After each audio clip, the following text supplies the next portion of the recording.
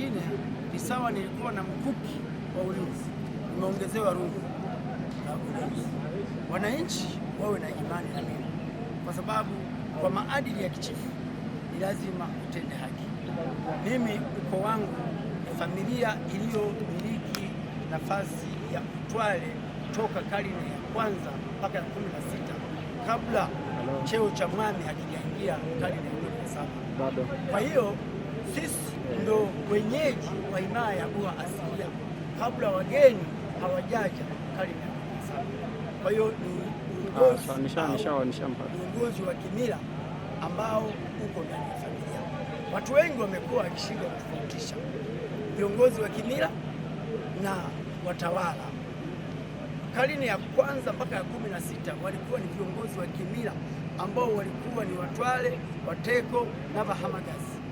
Hawa ndio walikuwa wanamiliki yale maholezo ambayo yalikuwa ni kwa ajili ya kumwabudu Mungu.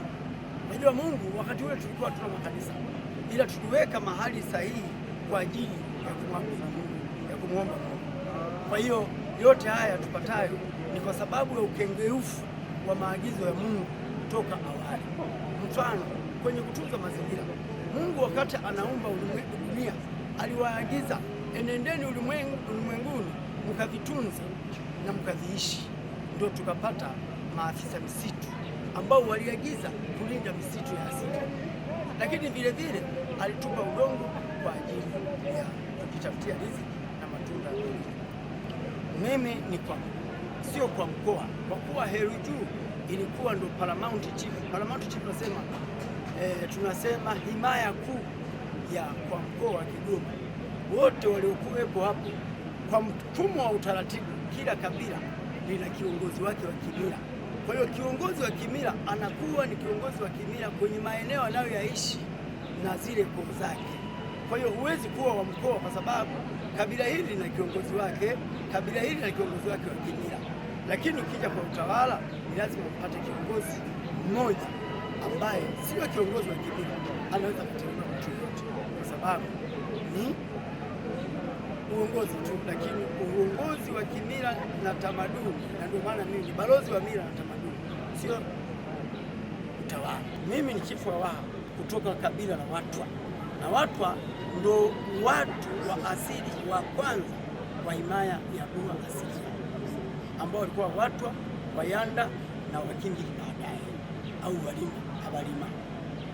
Kwa hiyo nipo kwenye ukoo. Kwenye ukoo mimi ni mtu, lakini kwenye utawala ni utawala wa himaya ya Buha asilia ambayo ina koo nyingi sana.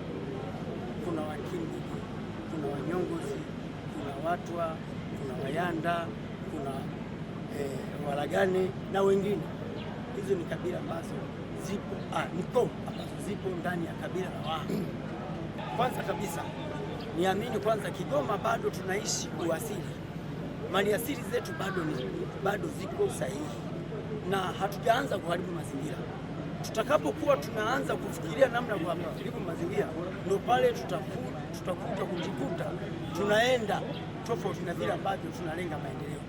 Kwa nafasi yangu kama balozi wa mila na desturi nchini, kwanza watu wangu wa Kigoma nitawasisitiza kuwa kuanzia leo tusidharau majina ya kiukoo, kwa sababu hata uhamiaji wanapata shida moja. Uhamiaji wameshindwa kueleza nini maana ya jina la ukoo. Wao wanachukulia jina la ukoo kama jina namba 3. Sasa kama unaitwa Joseph, Joel, John, maana yake John ni jina la ukoo. Majina ya ukoo yanaenda kwenye imiryango, zile koo ambazo tunasema kuna Watwa, kuna Wakimbili, kuna Wazinza, kuna Wajiji, kuna pia Walagane. Hawa wote ni koo. Sasa kama tungelikuwa wameaje unaandika majina matatu na unaongeza mbele jina la ukoo, tusingepata shida hata kujuana kwamba wana Kigoma ni kina nani. Kwa Watanzania na washauri kitu kimoja, kwamba tudumishe mila na desturi zetu ili kuondokana na huu mfumo uliokuja wa utandawazi ambao mwanaume na mwanaume wanaoana, mwanamke na mwanamke wanaoana. Hii ni laana, na ni kwa sababu watu tumekiuka misingi ya mila na desturi. Kama tutaishi kwenye mila na desturi, mdogo atampisha kiti mkubwa, lakini pia mdogo atampokea mzigo mkubwa. Kwa hiyo Watanzania nawaeleza kuwa ili tusiende kwenye kizazi cha shetani, turudi kwenye mila na desturi.